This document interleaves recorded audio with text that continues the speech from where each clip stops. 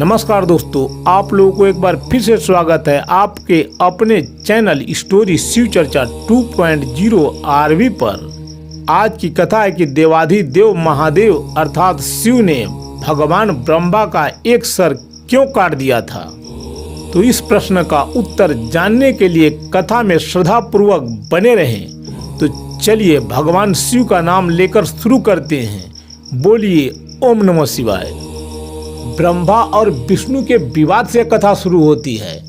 सृष्टि के आरंभ में भगवान ब्रह्मा और भगवान विष्णु के बीच इस बात को लेकर विवाद हो गया कि दोनों में श्रेष्ठ कौन है। ब्रह्मा जी ने कहा कि वे सृष्टिकर्ता हैं, इसीलिए श्रेष्ठ हैं। विष्णु जी ने कहा कि वे पालनहार हैं, इसीलिए वे श्रेष्ठ हैं। विवाद इतना बढ़ गया कि युद्ध की स्थिति बन गई। तभी उन दोनों के बीच एक विशाल दीप्तमान अग्नि स्तंभ अर्थात ज्योतिर्लिंग प्रकट हुआ, जिनका न आदि दिख रहा था और न अंत। दोनों देवों ने निर्णय लिया कि जो इस स्तंभ के छोर का पता लगा लेगा वही श्रेष्ठ माना जाएगा। भगवान विष्णु वराह रूप धरकर पाताल की ओर गए। भगवान ब्रह्मा हंस का रूप लेकर आकाश की ओर गए। हजारों वर्षों तक खोजने के बाद भी दोनों को अंत नहीं मिला।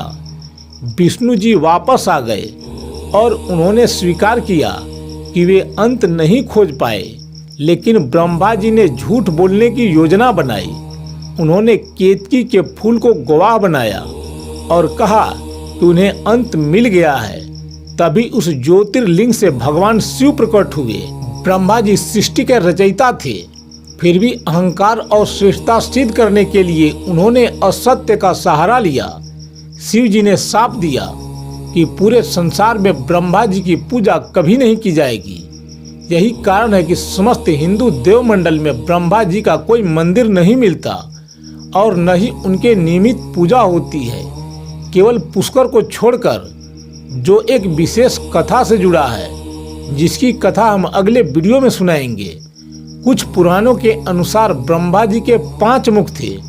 उनके अहंकार और झूठ बोलने के कारण शिव जी ने अपने अवतार भैरव को आदेश दिया कि वे ब्रह्मा जी का वह 5वां सिर काट दे, जिससे उन्होंने झूठ बोला था।